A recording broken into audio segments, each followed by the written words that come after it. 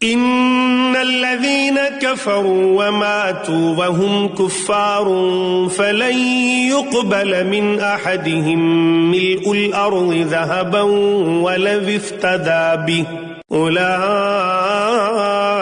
لهم عذاب أليم وما لهم من ناصرين۔ جن لوگوں نے کفر اپنایا اور کافر ہونے کی حالت ہی میں مرے، ان میں سے کسی سے پوری زمین بھر کر سونا بھی قبول نہیں کیا جائے گا، خواہ وہ اپنی جان چھڑانے کے لیے اس کی پیشکش ہی کیوں نہ کرے۔ ان کو تو دردناک عذاب ہو کر رہے گا اور ان کو کسی قسم کے مددگار میسر نہیں آئیں گے۔ لن تنالوا البر حتى تنفقوا مما تحبون وما تنفقوا من شيء فإن الله به عليم۔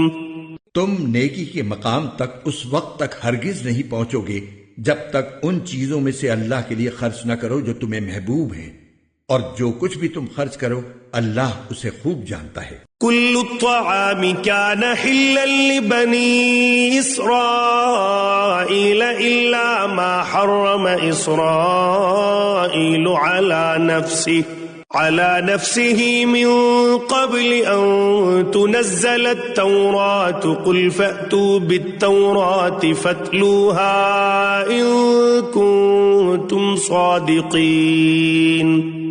تورات کے نازل ہونے سے پہلے کھانے کی تمام چیزیں جو مسلمانوں کے لیے حلال ہیں بنی اسرائیل کے لیے بھی حلال تھیں، سوائے اس چیز کے جو اسرائیل یعنی یعقوب علیہ السلام نے اپنے اوپر حرام کر لی۔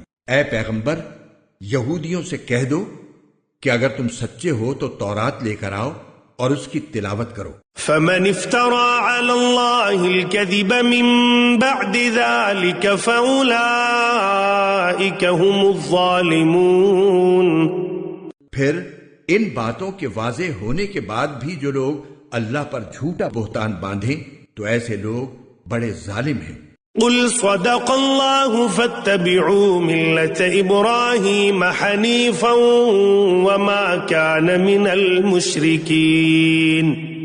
آپ کہیے کہ اللہ نے سچ کہا ہے، لہذا تم ابراہیم کے دین کا اتباع کرو جو پوری طرح سیدھے راستے پر تھے، اور ان لوگوں میں سے نہیں تھے جو اللہ کی خدائی میں کسی کو شریک مانتے ہیں۔ ان اول بیت وضع للناس للذی ببکۃ مبارکا وہدی للعالمین۔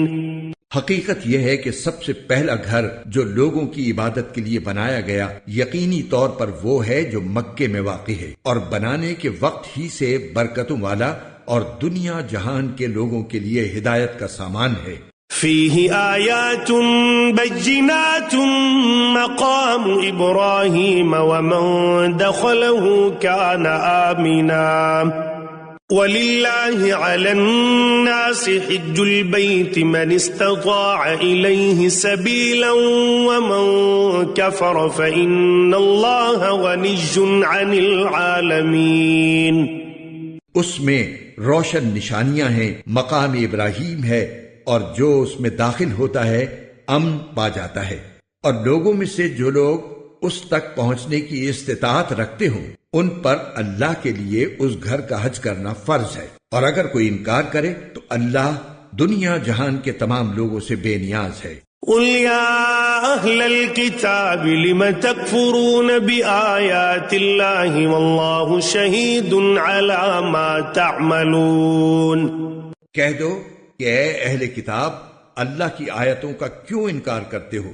جو کچھ تم کرتے ہو اللہ اس سب کا گواہ ہے۔ قل یا اہل الکتاب لم تصدون عن سبیل اللہ من آمن تبغونها عوجا وانتم شہداء وما اللہ بغافل عما تعملون۔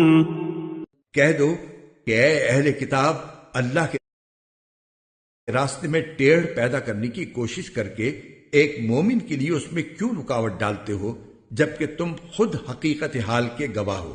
جو کچھ تم کر رہے ہو اللہ اس سے غافل نہیں ہے۔ يا أيها الذين آمنوا إن تطيعوا فريقا من الذين أوتوا